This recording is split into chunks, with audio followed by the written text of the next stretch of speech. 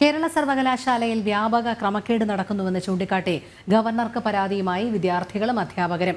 സമഗ്രമായ അന്വേഷണം ആവശ്യപ്പെട്ടാണ് ഗവർണർക്ക് ഒരു കൂട്ടം വിദ്യാർത്ഥികളും അധ്യാപകരും ചേർന്ന് പരാതി നൽകിയിരിക്കുന്നത്. പരാതിയുടെ പകർപ്പ് ജനം ടിവിക്ക്. ജനം ബ്രേക്കിംഗ്.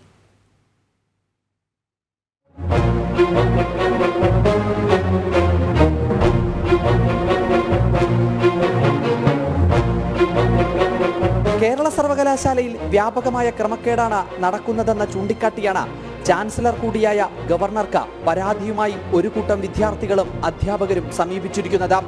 സർക്കാർ അനുകൂല നിലപാട് സ്വീകരിക്കുന്ന ചില അധ്യാപകരും വിദ്യാർത്ഥി യൂണിയനും ചേർന്ന പരീക്ഷയിലും മാർക്ക് ലിസ്റ്റിലും അഡ്മിഷനിലുമൊക്കെ ക്രമക്കേട് നടത്തുന്നു എന്നതാണ് ആക്ഷേപം.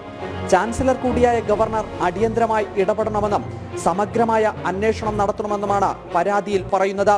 പരാതിയുടെ പകർപ്പ് ജനം ടിവിക്ക് ലഭിച്ചു.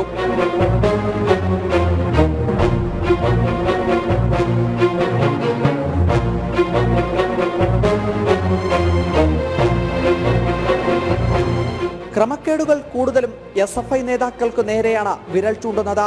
പരാതിയിലും കായംകുളത്തെ SFI നേതാവിന്റെ MA പ്രവേശനമടക്കം ചൂണ്ടിക്കാട്ടുന്നുമുണ്ട്.